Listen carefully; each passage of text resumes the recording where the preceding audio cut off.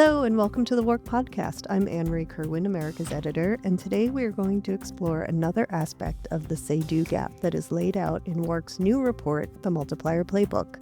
The playbook follows last year's blockbuster report, The Multiplier Effect, which lays out a case for integrating brand and performance efforts. Today is the latest in a series of podcasts where I'm talking with our partners about their areas of expertise and how marketers can achieve the multiplier effect. I'm thrilled to welcome Kate Price and Monica El-Hassan from Profit. Profit partnered with us on the Multiplier Playbook, contributing strategic insights and advice, as well as data from a survey of hundreds of marketers from North America to uncover how outperforming companies combine brand building and demand generation.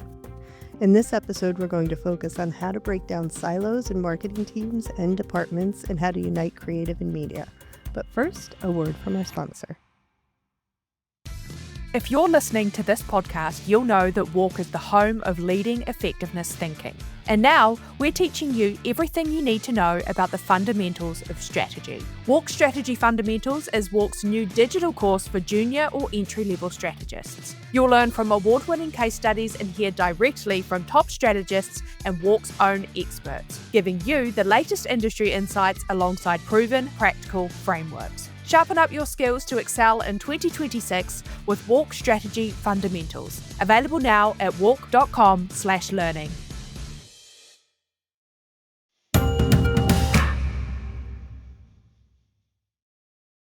Welcome back. Delivering the multiplier effect through an integrated approach to brand and performance advertising isn't just about strategy, it requires the right organizational structure. The reality is that marketing departments are struggling to get aligned. WARC's survey of 200 marketers with the Association of National Advertisers found that 65% of respondents report having siloed brand and performance budgets, and roughly half operate with completely separate standalone teams. Only 8% of respondents told us they strongly agreed their different teams understood what was needed to be done to deliver integrated advertising in practice, including the systems and processes they should follow. So, how do we fix it? How do we restructure marketing departments to bridge the gap? To answer these questions are Profit's Kate Price and Monica El-Hassan. Monica and Kate, welcome to the podcast. Hi, so good to see you. Hi, thanks for having us. Thank you both for being here. So, let's start with the structure of modern marketing teams. So, according to the survey data we included in the playbook, a majority of marketers are handling brand and performance in separate standalone teams, while only 25% told us they operate with a single integrated team. So why are teams still so structurally divided, and what is the cost of this separation? Kate, maybe you can talk to us about it from a strategic standpoint, and then Monica, maybe you can tell us how it affects how companies end up using media. I don't know if this is a strategic perspective, but it's sort of a people perspective. I think that what's really interesting about that divide is as the digital function became more and more sophisticated, I think that there became a moment where the specialization that is required for some of that kind of performance marketing was such that it became separated. And the brand teams were seen to be kind of more traditional marketers, and the performance teams got to be seen as the more front end, cutting edge teams, and you could get data from that immediately. And I honestly think there's sort of a cultural divide between each of them, and that like each team maybe feels like the other team doesn't necessarily get it, and that the performance marketers are seen as maybe more tactical, and they have the data immediately. So I actually think it's a cultural thing, but it's also a specialized skill thing. So I don't know if that's strategic, but at the same time, it's pretty deep felt. Yeah, I would echo that same sentiment from a media standpoint. As we saw programmatic and social and search platforms mature over the years, they required that really deep, like hands-on keyboard expertise to really maximize the return and the performance of those channels. And so there was a focus on specializing in those areas. And naturally, I think that started over time to silo the brand and demand teams. I think that's where, the different language started. There were, highly algorithmic, performance-based acronyms, right, that all of the performance teams were really like focused 8 hours a day, 7 days a week, or 5 days a week, not 7 days a week. Well, I mean, who knows? And 8 hours a day, I mean, that's probably not super accurate either. However long people were working, there was a focus on, drive the most cost efficient metric that you can in these digital channels, right? And so that kind of, I think, took those teams maybe like a little bit away from the overall kind of brand goals a little bit. And so, I think from a media standpoint, that drove a little bit more of maybe a cost management mentality on some teams, right? Versus maybe more of growth driving mentality. And so, a lot of the work that we do is really helping to kind of rebalance and recalibrate the whole team towards those larger outcomes as a whole. I think, Monica, and I will talk a little bit about more this later, but that specialist mindset also has meant a loss of the generalist mindset, which is really important to connect the two things together. So, well, I think it's one of those things that the generalist has become less prevalent, and the CMO has to take that entire responsibility, which I think is really hard for the CMO. Yeah, well, Monica, you touched on this, the idea that these teams actually are immersed in this different language every day in and day out. They're like talking about their jobs using different vocabulary, which makes it hard uh, to have, I guess, joint goals or understand where everybody is going. Can you talk a little bit about what happens when teams actually work on having a shared vocabulary across departments, and why is that key to delivering growth? Yeah, I think it's really important.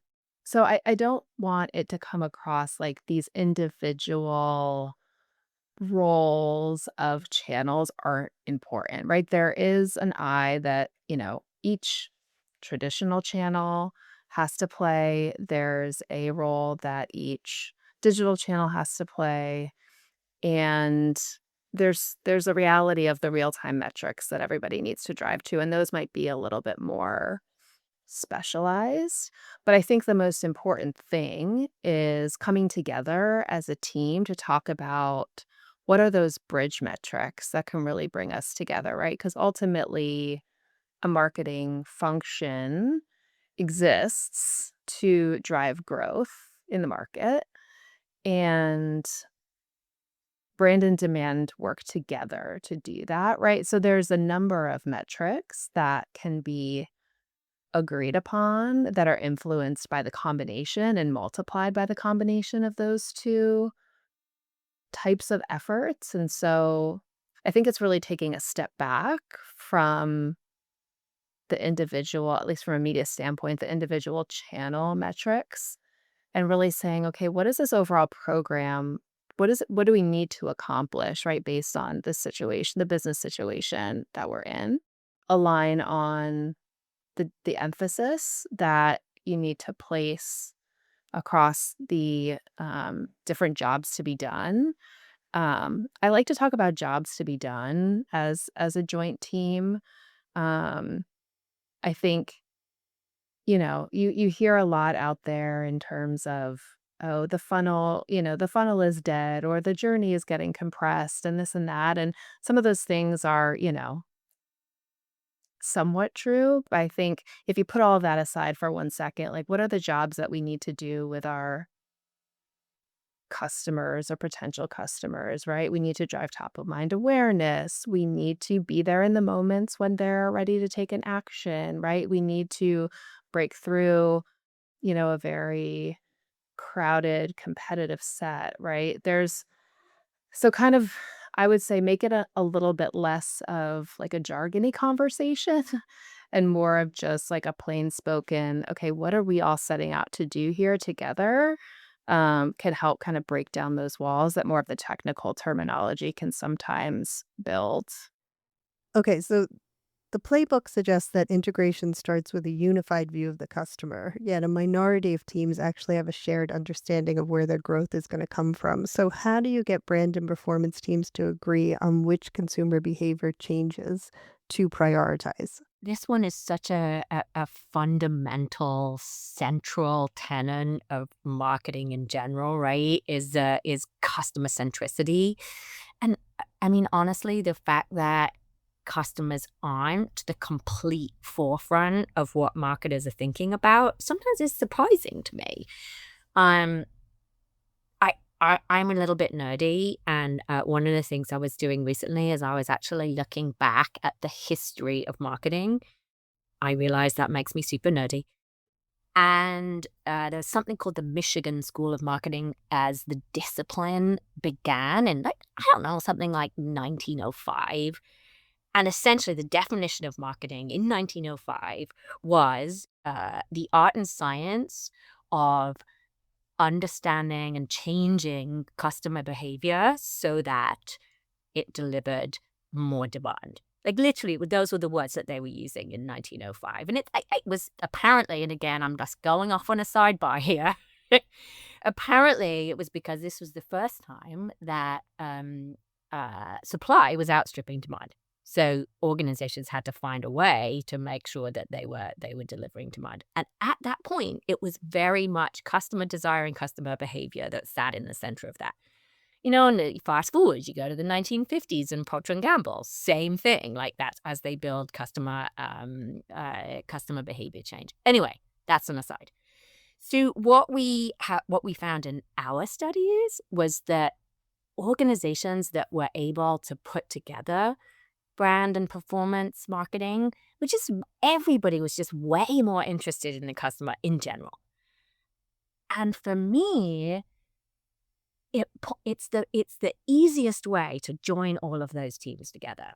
It's almost like you can ladder up to, like, what is the one thing that you can agree on? And just exactly as Monica was just saying, like, the jobs to be done. Well, the jobs to be done are customer-centric. What we're trying to do overall is change attitudes and desires of human beings, whether it's a B2B business or a B2C business or a B2C to B business or which way around it comes. Understanding that you're trying to engineer the change in customer behavior is what can align all of those teams. And some of that is changing the desire, and some of that is changing the specific behavior.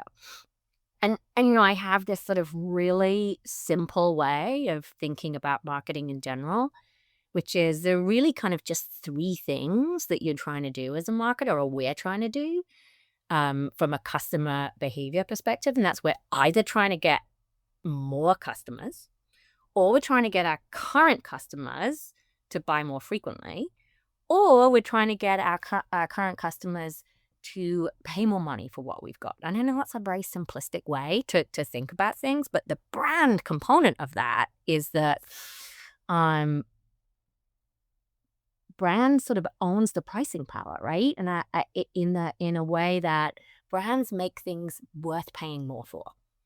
So if we can really have a strong brand component, it helps everybody because it makes sure that our brands are worth paying more for. Anyway, so now I've kind of gone off on my whole thing about customer centricity, but it's like it's what the marketer owns that no other department can. So my diatribe, my rant on the customer.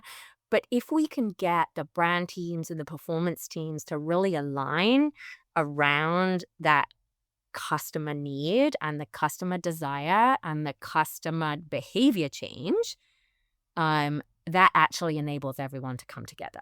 It is the common goal, right? And so, yeah, let's align around the customer, because I believe that that's the thing that actually pulls everyone together.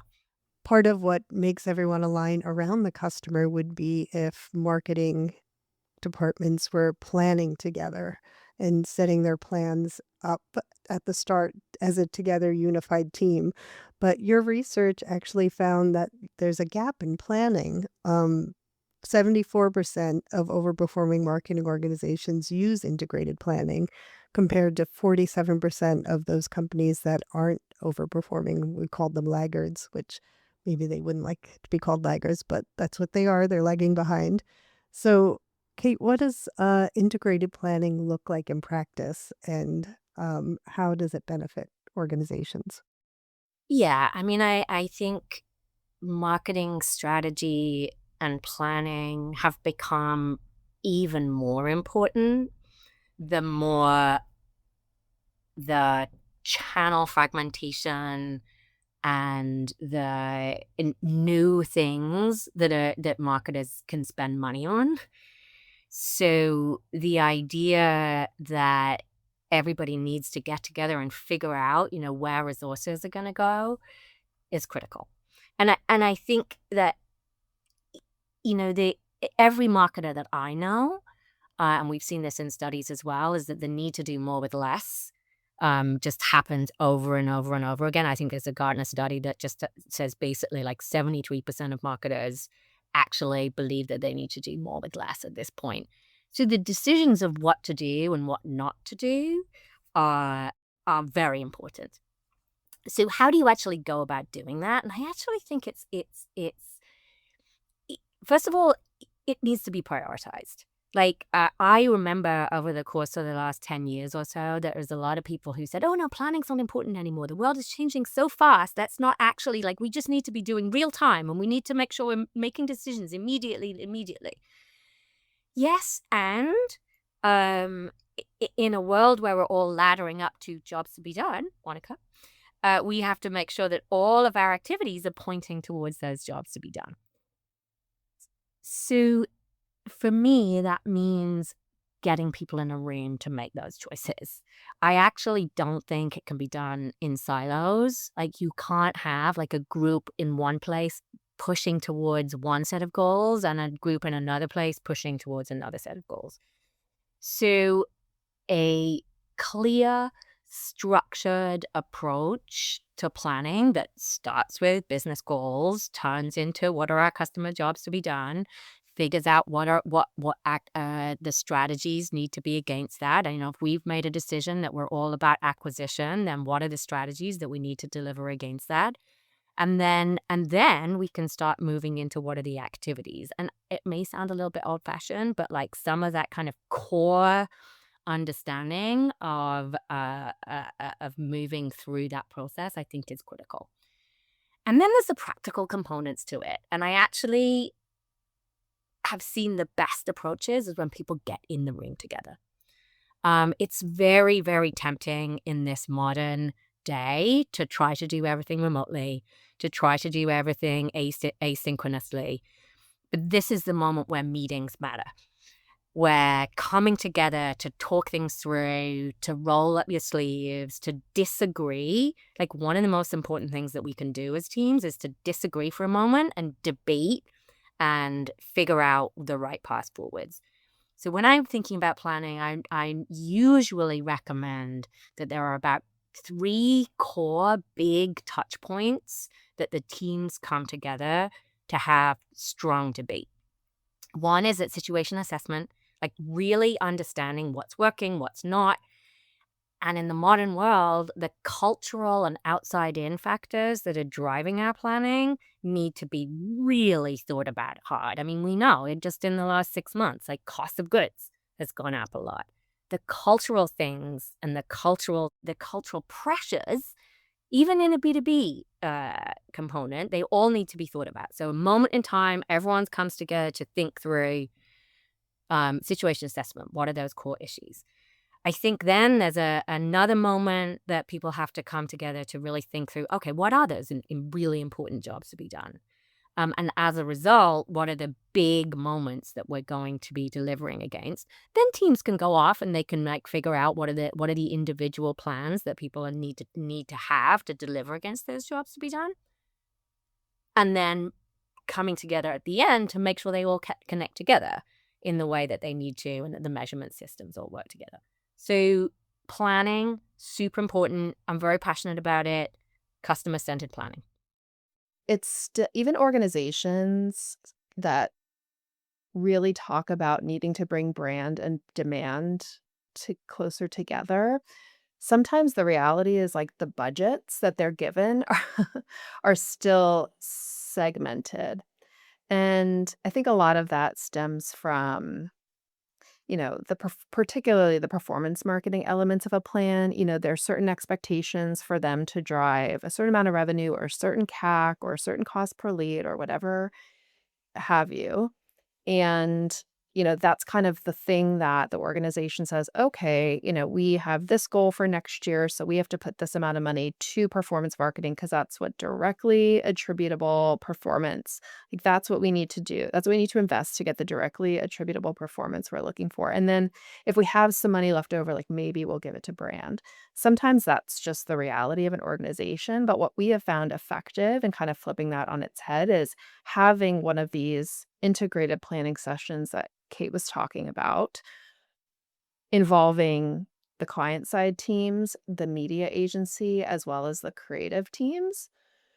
Get everyone in the room together and really take a look at the budgets that were maybe dictated or originally assigned, and then pressure test them, right? And bring in outside information to say, are these the right investments still, right? What do we think that adding brand in this particular market might do to jumpstart the demand, right? Do we not need as much brand in this particular market because we've seen more traction in terms of driving some of our preference or, product of choice goals? So now we can start putting things more downstream. Does nobody know who we are in a certain market? But the people that know us really love us. So do we just need to like prime the pump, and have those integrated conversations and make a case if that's required to do some reassignment of the budget, or at least find opportunities to maybe test your way in to some of those new go-to-market approaches that you think are going to be required to be successful. And I think the creative team, I mean, I'm speaking from a media perspective. So having the creative and media teams together, I think when I think back to how do we get these two teams on the same page, I think talking about the messaging that's going to go to market in all of the different places and what are the value propositions that we need to communicate. I think that really helps, at least for me, crystallize how all of the channels in the ecosystem are going to work together. And it starts to make you see opportunities for brand and demand to connect, right? Kind of in that middle, to make sure that the whole communication flow makes sense, and is also driving acceleration through to, a desired outcome. And so I think a combination of all of that can be really effective. And I would just encourage people to, feel free to pressure test, go out there and pressure test. If you're given a budget and you say, well, this is how my organization works, we've seen it successfully done where either through testing or through just a data-backed business case, there can be some adjustments made for the most appropriate full funnel plan. That makes me think of an example we had in the playbook where we introduced this idea of making your own weather. This was inspired by Laura Jones, CMO of Instacart. And she came into a company that had a very divided, almost only a performance team. She had to cobble together a brand team. So she used their first Super Bowl ad as a tentpole moment to really force her brand and performance teams to row in the same direction. And the alignment was built around this big budget creative and perhaps the most important media moment of the year. What advice would you give to brands that want to achieve this kind of alignment between creative and media, but they maybe don't have the luxury of doing it around a Super Bowl ad?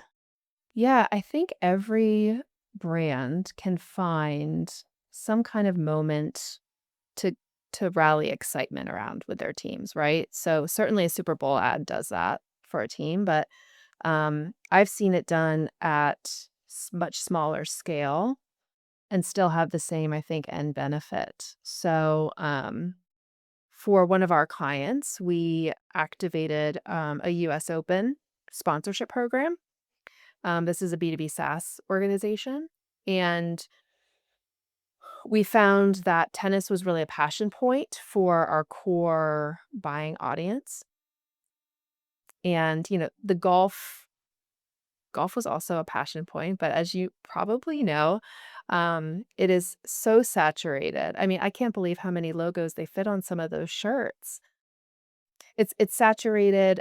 It, I would say, leans to a certain. We had kind of a C-suite audience that was more of what we called a pace setter, so somebody that was a little bit more willing to take calculated risks on new technologies, didn't really feel tied to legacy systems. And so because of that little psychographic tweak that we made to our audience profile, we found tennis really popped versus golf. So then we entered into a sponsorship with the US Open, where we had patches on some of the players' uniforms. We had out of home in New York City around Grand Central to get viewers and attendees on their way out to Flushing Meadows.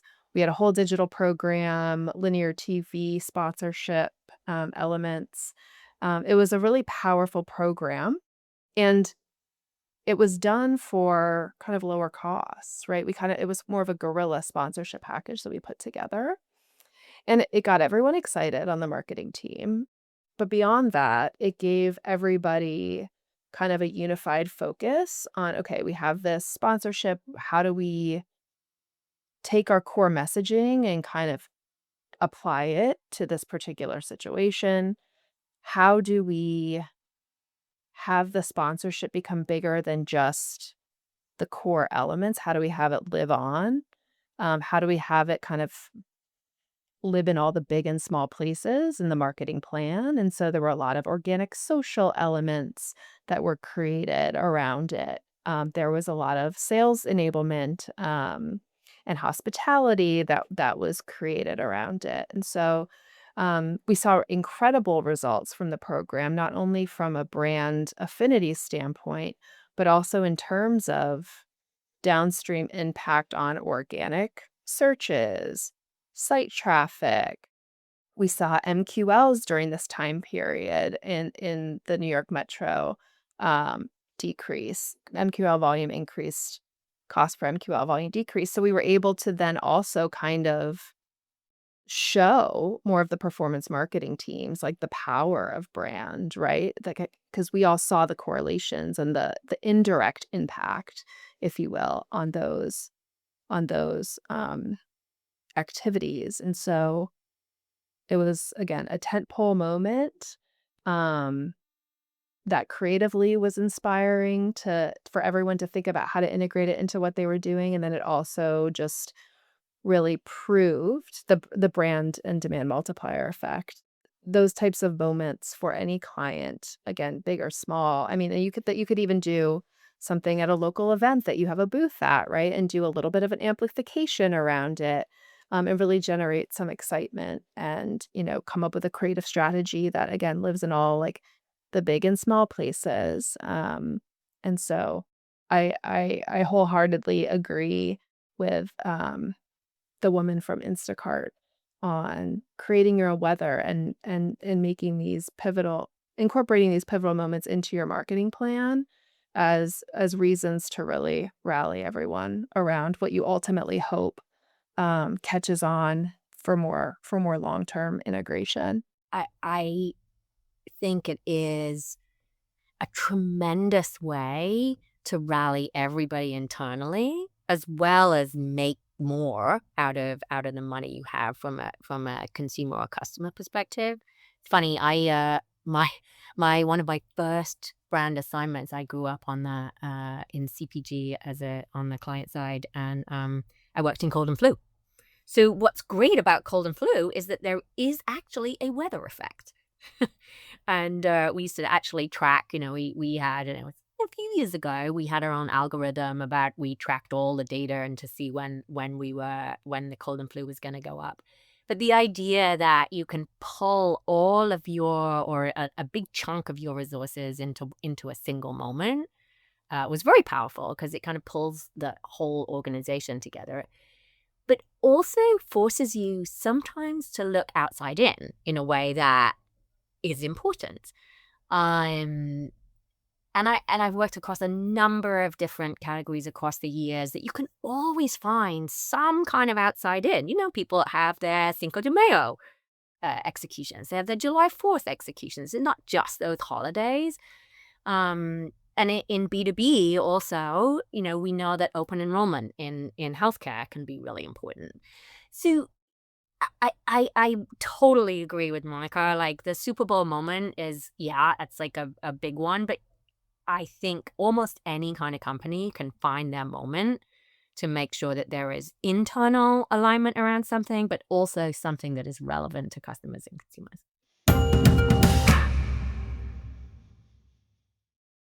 Good news, decades of benchmarking, insights, and best-in-class case studies are now available at the push of a button. Lions Intelligence is the new operating system for creative marketing excellence. With state-of-the-art AI technology and established marketing insights from the WARC, Contagious IQ, and WARC, all in a single adaptive workspace that evolves with your thinking. Save hours of manual work and share your thinking with clarity and confidence. Lions Intelligence is where groundwork becomes great work. Insight, strategy, creativity, execution, all in one place. To learn more, check out intelligence.lions.co.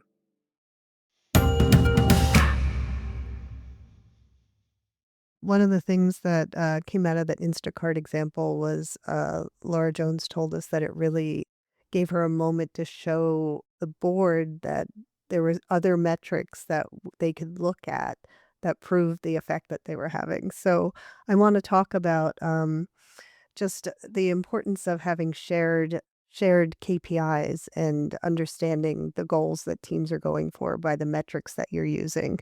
We know performance teams often get the credit for financial impact because that's the last sort of mile of getting the money in. And brand teams often struggle to prove commercial value. So can you talk to me about like how important it is to set up shared KPIs and what does that do for an organization? You're absolutely right. In that whenever there's a conversation around driving commercial outcomes through marketing, it tends to be pretty narrowly focused on performance marketing. What we have found success in, or I guess a measurement approach that we have seen and we recommend to our clients to make sure that we are allowing for the full realization of the brand and demand multiplier is really to set, I think shared metrics are very important. I think ultimately, though, they all need to, you have to show how they're ultimately going to contribute to the commercial outcome or the growth that you're looking to drive, right? That's the core reason marketing exists, right? That Kate talked about is changing a customer behavior to drive your business. And so it takes some patience, right? To allow brand investments to have the effect on your business that we know that they have longer term. And every industry is different, right? So every sales cycle needs to be evaluated, and this needs to be customized for every type of business. But I think it's, talking about, you can only sell to people that are aware of you, right? So we found effectiveness a lot of times in saying, okay, you have your total addressable market of however many people. If take an awareness number from a recent brand health tracker and say, okay, if we only have 10% awareness, right? We're missing out on 90% of the market, and quantify that in dollars and say, listen, this is an opportunity that we're not even playing in this whole world because of our awareness level. So that's been successful a lot of times, in selling a brand investment. But then you also have to show, okay, once we move the awareness needle, then what, right? So it's almost cascading over time horizons, expected time horizons, when you can start to see the downstream impacts. So we will plot out with clients how the different investments in the different channels, how we believe they will drive commercial outcomes over time, and when the appropriate milestones are to check in on that. So near term, we can look at more of those brand health metrics, right? We can look at share of search. We can look at, LLM share of voice. But ultimately, we are going to need to show that brand drives commercial outcomes. And so then you talk about, okay, when's a realistic time horizon for us to start seeing the impact of brand based on the sales cycle? Okay, what's the measurement system that we need to set up to be able to show the lift of brand, right? And so then you start talking about, okay, how do we set up a holdout group, right? Exposed versus unexposed. Do we set up a test market, right? Work with the teams to understand the right approach, and then say, okay, what is really going to convince my leadership internally, from a business standpoint, right? Is it opportunity pipeline, right? Is it customer acquisition costs? Is it average lifetime value? And then start to track that over time. And you might not see it the first month, you might not see it the first quarter, but over time, we have time and time again in the research, and the multiplier effect report and playbook show that the impact of brand and demand running concurrently compounds over time.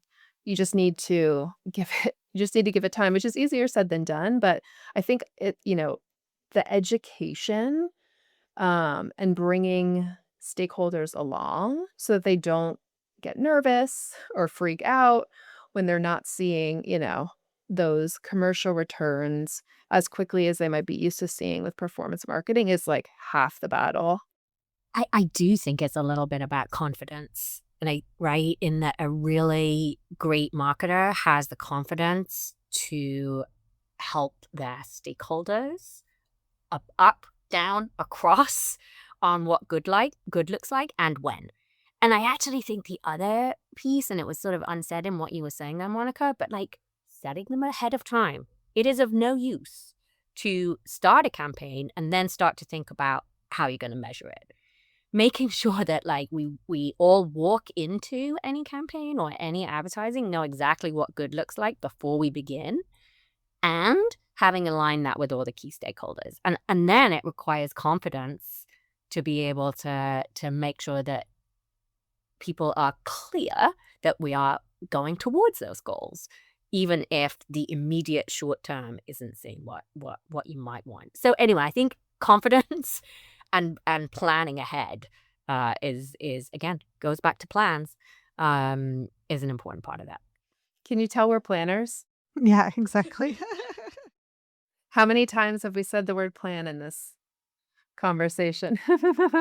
Well, if you're at a marketing department that does have siloed teams and you're looking to change the way you operate so that you can have a more integrated approach, in the playbook, we lay out a couple different organizational models. Like we talk about product-led teams or integrated beauty brand structures. So we know there isn't one size fits all, but what are there guiding principles that a CMO should be thinking about when they are looking to tackle organizational design, how to make their teams work better together?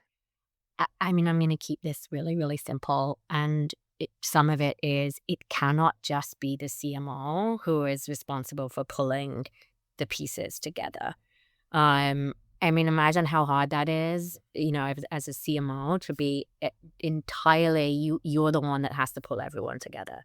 So we need to have those really deep skills in performance marketing, in understanding what it means to build a highly creative brand communication. But we also need to have the generalists who are pulling it all together. So for me, whatever the structure of your team, making sure that the CMO has the support of multiple people who are able to help kind of pull the whole teams together, I think is the most important component of it, so that they're not alone in doing that. And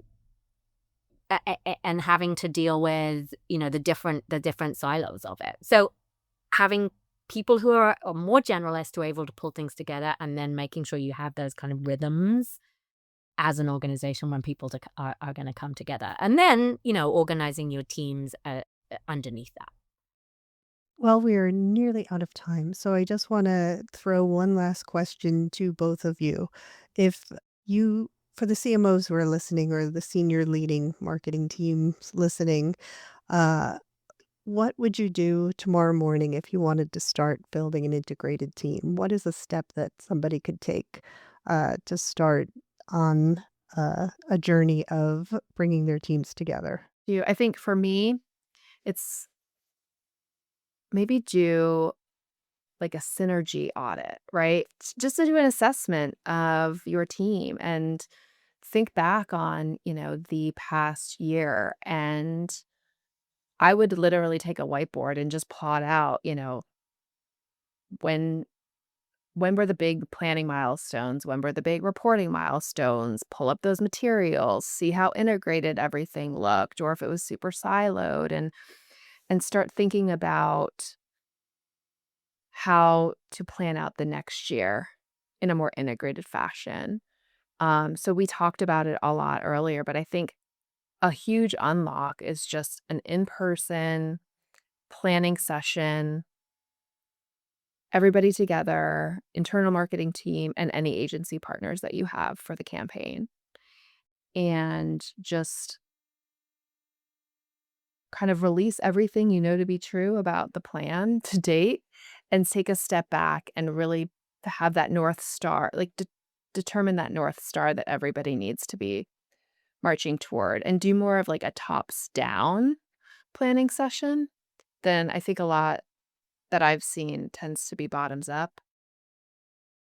And they both have value, right? You have to kind of meet in the middle. There's a moment to bring that in those conversations, because you don't want to complete throw away all of your historicals and everything you have worked to build. But just for a moment, just kind of clean slate it and have all the voices at the table to think about how to structure the next year. But and if it's not an annual planning cycle, like maybe it's the next reporting cycle, right? Like where are the ways you can start to bring in those shared metrics if those don't exist, and challenge the team to, I don't know, come up with a few stories around how, the brand part of the marketing plan is affecting the demand part of the plan, and just start those rituals and just start that thinking on, the everyday, until you get to the next planning milestone.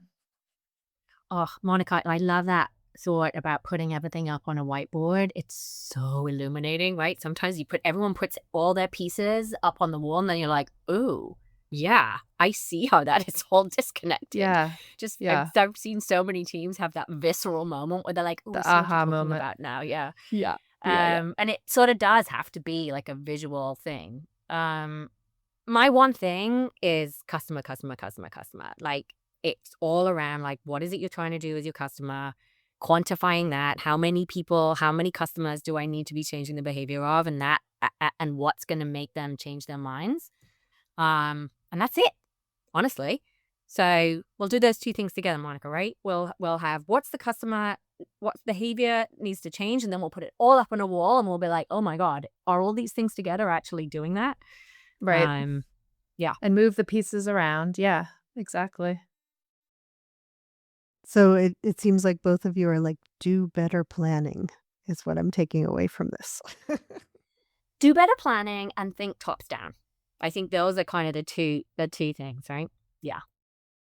And, take off your marketing hat and put on the customer hat, like Kate kept saying, right? And like, if you are interacting with your brand, is it a positive experience? Is it one that is it driving urgency, right? Is it driving brand affinity? If not, how can we better orchestrate or build the marketing ecosystem to do that, right? I think we get so just caught in our own worlds that sometimes we just have to remember that we are not the customer, but we need to be thinking about how they're interacting with us and how they're viewing us every day.